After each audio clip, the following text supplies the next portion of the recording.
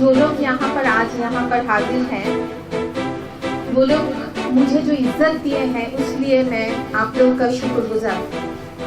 पहला बात है, आप लोग मुझे मेहमान आला किए हैं, ये मेरे लिए बहुत बड़ी इज्जत का बात है। मेरे भाई बहनों, यहाँ पर जो लोग आप लोग हैं, पुराने ढाके से जो लोग आए हैं, और खास करके इस प्रोग्राम के जो लोग ऑर्गेनाइजर हैं, इन लोग को मेरे तरफ से बहुत बहुत शुक्रिया। अस्सलाम वालेकुम। यहाँ पर पुराने ढाके से जो लोग आए हैं, वो लोग को मैं पहले मेरे बारे में कुछ बताऊंगी, उसके बाद फिर हम यहाँ पर इस आर्टिकल के बारे में कुछ जो मेरा जाना हुआ है वो आप लोग के सामने पेश करूंगी। पहला जो बात है वो है, मैं नुसरत फातिमा हूँ। मेरा मादरी जुबान उर्दू है। मेरे अब्बा और मेरे अम्मा दोनों ईरान से हैं। मेरी अम्मी वो है खुरासानी और मेरे अब्बा वो है किरमानी।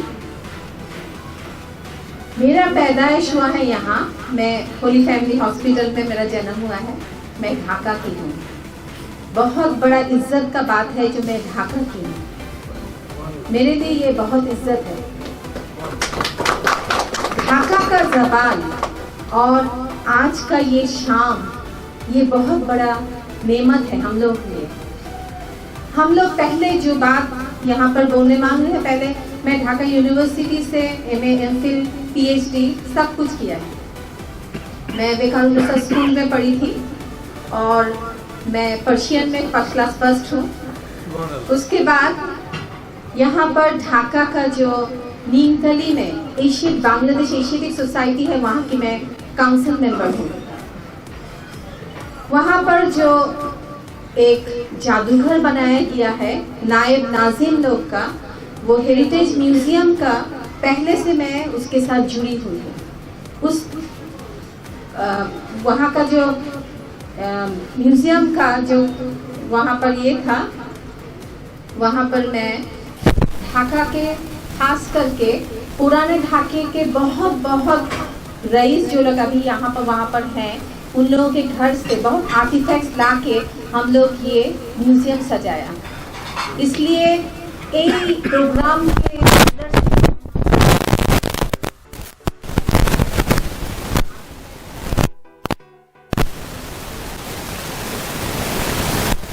मेरे भाई बहन, आप यहाँ पर आप लोग जो लोग आए हैं, यहाँ पर मौजूद हैं,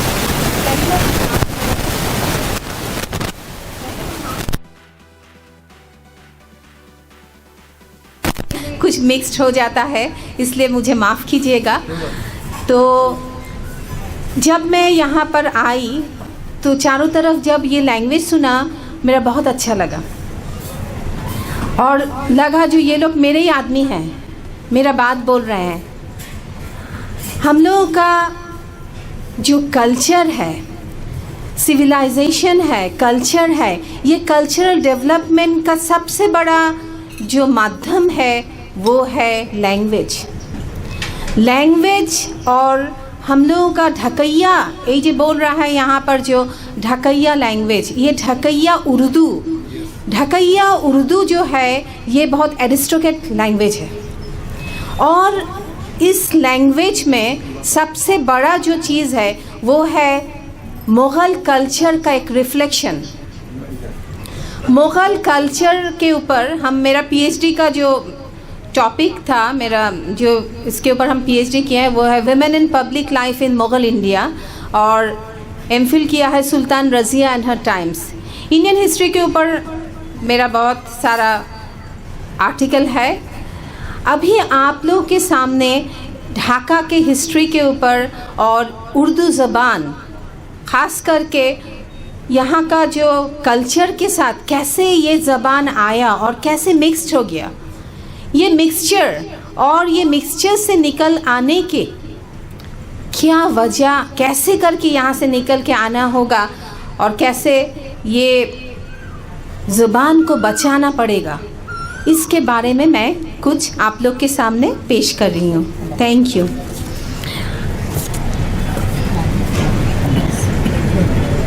ढाका ঢাকা की रिवायती ज़बान ढाकाइया उर्दू, ढाकार ऐतिह्यबाही भाषा ढाकाइया उर्दू। ढाका के कल्चर के साथ ढाकाइया नाम जुड़ा हुआ है। पुराने ढाके का ख़ास ज़बान है ढाकाइया उर्दू। सन 1610 में मुग़ल सूबादार इस्लाम खान ने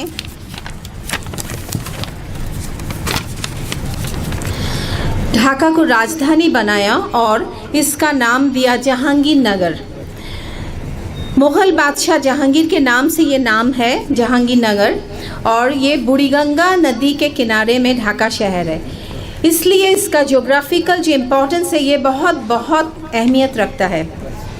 बिजनेस सेंटर था ढाका, और यहाँ का पहला यहाँ पर सामरिक छावनी शिविर था, और यहाँ से मुग़ल जो कैंपेन सब यहाँ से भेजा जाता था।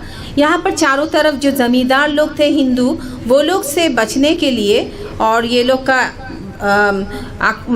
ये लोग से बचने के लिए यहाँ पर एक सामरिक घाटी बनाया गया था। ढाका शाह बंदर था, सबसे बड़ा बात है यहाँ पर पोर्ट था, और ये पोर्ट के बारे में बताया गया है जो ये नारायणगंज में या मीरपुर में था, इसके बारे में सही पता नहीं है। यहाँ पर से एक्सपोर्ट इंपोर्ट चलता था, और 16 से 10 साल के बाद यहाँ ट्रेड एंड कॉमर्स बहुत फ्लोरिश किया। इस वजह से यहाँ पर मुग़ल, अफ़गान, मरवरी, उत्तर इंडिया से बहुत हिंदू कारोबारी, तजारती, बैंकर ये लोग यहाँ पर इकट्ठा हुए हैं। ढाका राजधानी होने के बाद यहाँ पर ख़ास करके कारीगर, कारोबारी लोग ढाका में आने लगे, और 1830 साल के बाद अंदर यहाँ पर देखा गया जो यहाँ पर बहुत सारे पेशाजीवी आदमी वो लोग आए हैं, और इन लोगों का ज़ुबान डिफरेंट था। ये लोग डिफरेंट लैंग्वेज में बात बोलते थे, और लेकिन यहाँ पर सबसे बड़ा जो ज़बान यहाँ पर प्रोमिनेंट था वो था उर्दू।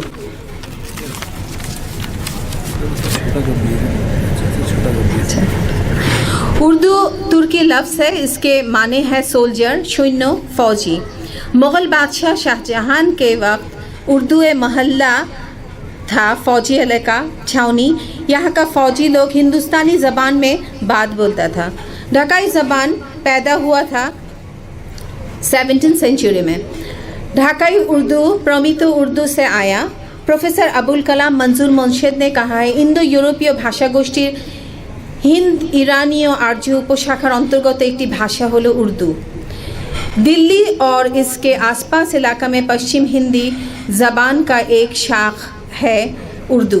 भारत में मुग़ल लोग जो लोग आए थे वो लोग के साथ जो लोग आया था वो लोग यहाँ पर बस किया, और 3 फेज़ यहाँ पर है। पहले हुआ कोर्ट लैंग्वेज था पर्शियन के बाद उसके बाद यहाँ पर हिंदुस्तानी जो लैंग्वेज है वो उसके साथ मिक्स्ड हुआ, और दोनों मिल के यहाँ पर नया एक ज़बान पैदा हुआ, और वो था उर्दू ज़बान। इस ज़बान को खड़ी बोली रिफ्ता और हिंदुस्तानी भी बोला जाता है। ये कनीज़ बतुल मैडम जो थी उर्दू की प्रोफेसर थी, उनका बोला हुआ है। ये उर्दू सही उर्दू, खालिस उर्दू और प्रमित उर्दू है। मैं क्या बहुत ज़्यादा टाइम ले रही हूँ? अच्छा, इस उर्दू ज़बान के साथ बांग्ला ज़बान मिलकर 400 साल से पूरी ढाकाइया उर्दू ज़बान तैयार हुआ। ढाके में उर्दू ज़बान मुग़ल लोग अपने साथ लेके आए थे, ख़ास करके सिपाही लोग जो लोग आए थे वो लोग के साथ। पहले ये था फ़ौजी लोग का ज़बान, बाद में ये ढाका मुग़ल कैपिटल हुआ, तो बहुत सारे जो लोग यहाँ पर पेशाजीवी आदमी लोग जो लोग आए थे वो लोग तिजारती कारोबार से, पहले भी हम इसके बारे में ज़िक्र किया है, वो लोग के ज़बान के साथ यहाँ का जो ज़बान वो मिल गया।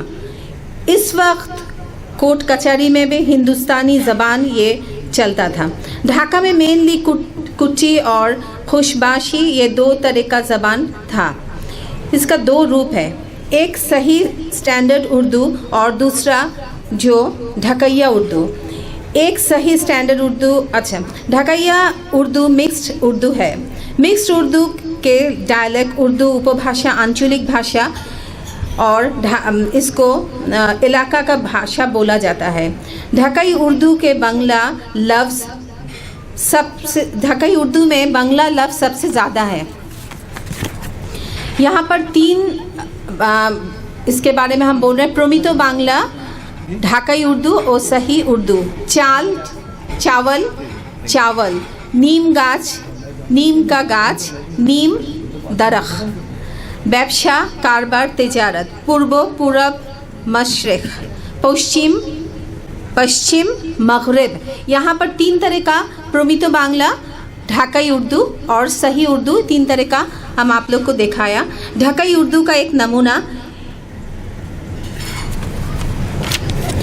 एक ठो खाइए, सख्त, अरे बहुत मज़े का चीज़ है, नहीं बाबा, अरे तोड़ के एक ठो खा के देखिए ना।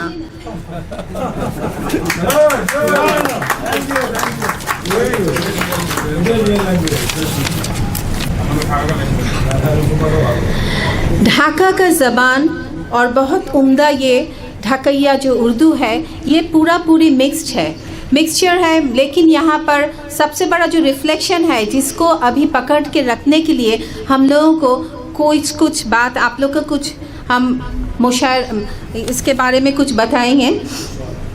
पहला जो है वो है ढाकाई उर्दू को बचा के रखना। ढाकाई उर्दू के बचा के रखने के लिए आप लोग के पास हमको एक ठो मेरा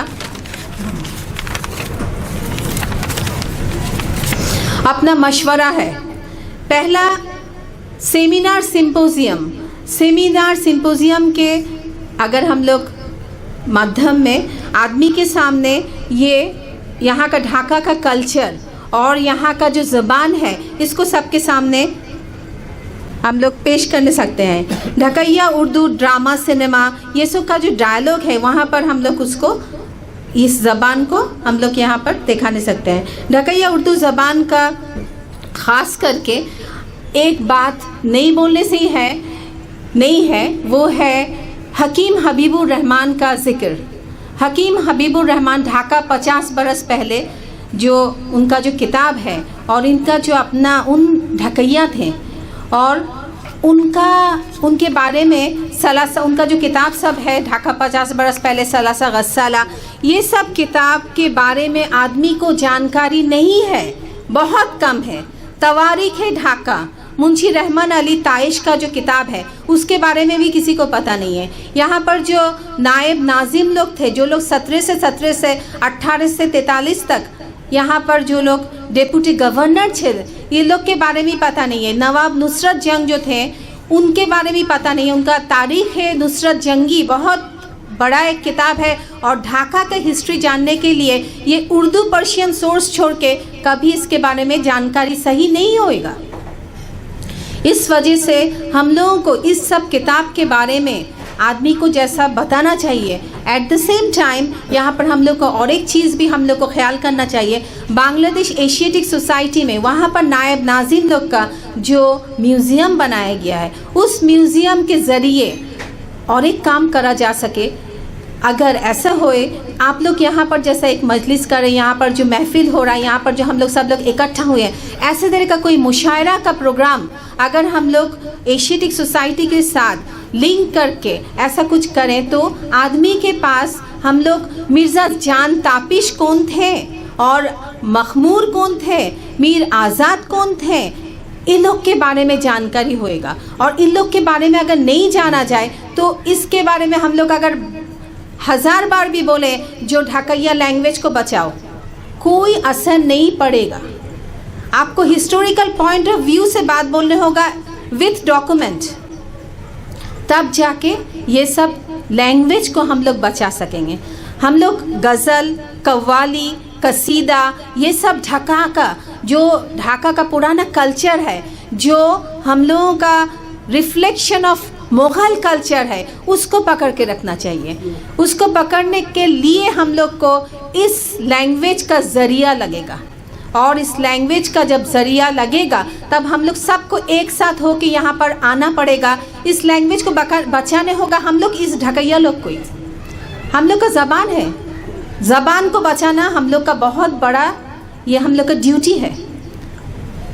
इस ड्यूटी को हम लोग कैसे इसको काम में लाने सकेंगे, उसके बारे में सबको बताना। और ढाका के